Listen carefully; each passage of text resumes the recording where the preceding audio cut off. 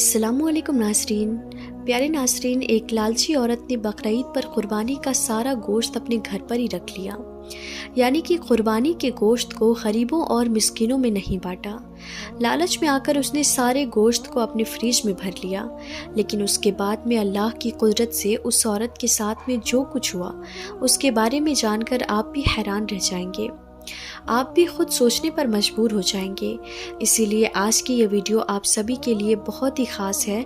आप इसको आखिर तक ज़रूर देखें और मेहरबानी करके इसे शेयर भी कर दें ताकि ये वीडियो और भी लोगों के पास में पहुंच जाए। तो चलिए नाज़रीन, वीडियो को शुरू करते हैं। नाज़रीन, बकरीद के दिन की सुबह हो चुकी थी, सूरज भी निकल चुका था। आज के दिन की सुबह जोया को कुछ ज़्यादा ही अच्छी लग रही थी। आखिर लगती भी क्यों नहीं, क्योंकि आज तो बकरीद का दिन था। जोया अब्दुल भाई की एक 8 साल की बच्ची है। जोया के अब्बू जैसे ईद उल अज़हा की नमाज़ पढ़कर वापस अपने घर आए तो जोया खुश होते हुए अपने अब्बू से पूछने लगी कि अब्बू जान, आज तो बकरीद का दिन है, आज तो हमारे घर पर भी गोश्त आएगा ना? या फिर पिछले साल की तरह इस बार भी हमारे घर पर कोई भी गोश्त देने के लिए नहीं आएगा? तो इस पर अब्दुल भाई ने अपनी बेटी जोया को तसल्ली देते हुए कहा कि हाँ मेरी बेटी, हमारे घर गोश्त क्यों नहीं आएगा, ज़रूर आएगा। इस बार तो हमारे पड़ोसी डॉक्टर साहब ने कुर्बानी का बड़ा जानवर लिया है, और हाँ, वो मास्टर साहब भी तो कुर्बानी का बकरा लाए हैं, उनके घर से हमारे लिए ज़रूर गोश्त आएगा। सब्र रखो मेरी बच्ची, हमारे घर ज़रूर गोश्त आएगा, और फिर ये कुर्बानी का गोश्त तो होता ही हमारे लिए है।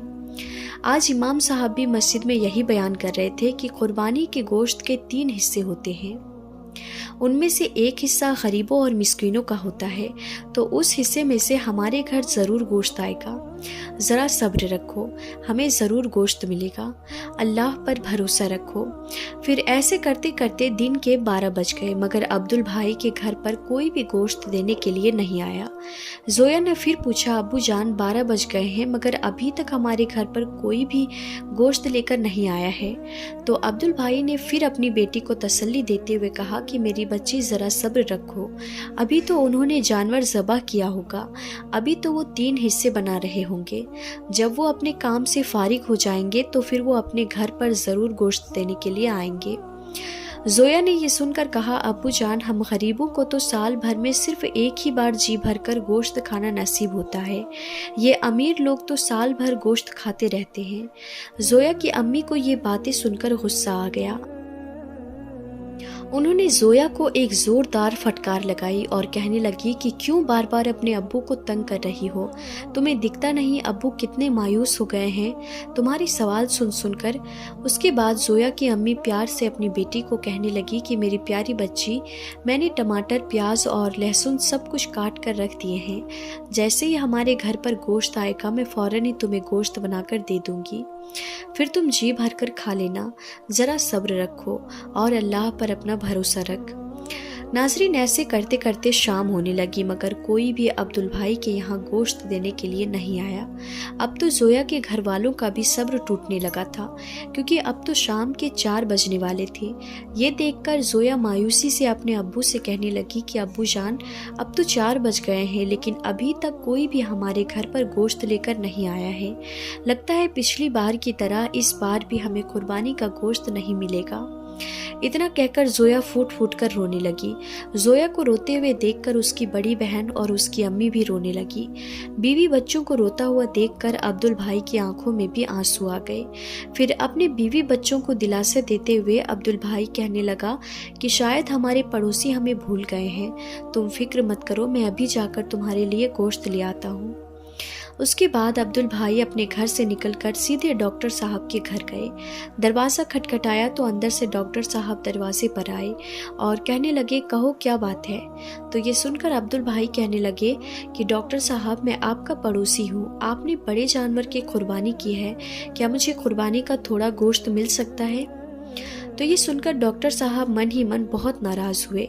फिर झूठी कहानी बनाते हुए कहने लगे कि हमने तो कुर्बानी का सारा गोश्त बांट दिया है। बस थोड़ा ही गोश्त अपने घर पर रखा है। ये कहते हुए डॉक्टर साहब ने दरवाज़ा बंद कर दिया और घर के अंदर चले गए। ये देखकर अब्दुल भाई मायूस हो गए और फिर धीमे धीमे कदमों से वापस अपने घर की ओर जाने लगे। रास्ते में मास्टर साहब का घर आया तो अब्दुल भाई ने सोचा कि चलो मास्टर जी से पता कर लेते हैं, शायद यहाँ से कुछ कुर्बानी का गोश्त मिल जाए। बस यही सोचकर अब्दुल भाई मास्टर जी के दरवाजे पर पहुँच गए और दरवाज़ा खटखटा दिया। अंदर से मास्टर जी बाहर आए तो मास्टर जी को देखकर अब्दुल भाई कहने लगे कि मास्टर साहब, आपके घर पर कुर्बानी हुई है, क्या मुझे कुर्बानी का थोड़ा गोश्त मिल सकता है? तो ये सुनकर मास्टर जी ने बड़ी बड़ी आंखें बनाई और कहने लगे कि तुम यहीं रुको, मैं ज़रा अंदर जाकर पता करके आता हूँ। उसके बाद मास्टर साहब घर के अंदर गए और थोड़ी देर के बाद एक थैली हाथ में लेकर वापस बाहर आए। उन्होंने वो थैली अब्दुल भाई के हाथ में थमा दी और फिर इस तरह से दरवाज़ा बंद करके भागे जैसे वो कोई बम फेंक कर भागे हों। खैर, हाथ में थैली देखकर अब्दुल भाई बहुत खुश हुए और फिर खुशी खुशी अपने घर पहुंच गए। अब्दुल भाई के हाथ में गोश्त की थैली देखकर उसके घर वाले भी बहुत खुश हुए। उन्होंने जल्दी से वो थैली लेकर उसको खोल कर देखा तो उसको देखकर सब घर वाले रोने लगे, क्योंकि उस थैली में से 2-4 गोश्त के टुकड़े और बाकी की चर्बी थी।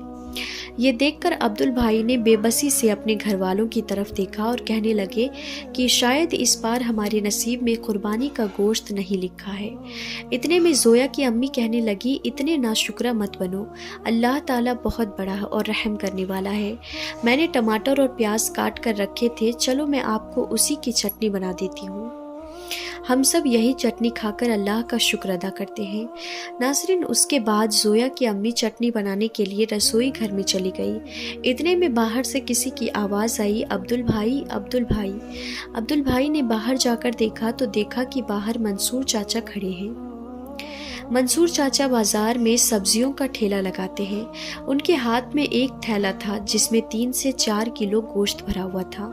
उन्होंने कहा कि मेरा बेटा आया है, शहर से हमारे लिए बहुत सारा गोश्त लेकर आया है।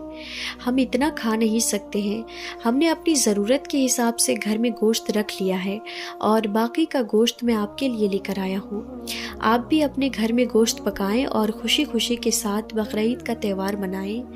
इतना सारा गोश्त देखकर अब्दुल भाई के घर में खुशी लौट आई और सब ने मंसूर चाचा को बहुत दुआएं दी और अल्लाह का शुक्र अदा किया। उसके बाद जोया की अम्मी ने जल्दी जल्दी गोश्त पकाया और अपने बच्चों को पेट भर कर गोश्त खिलाया।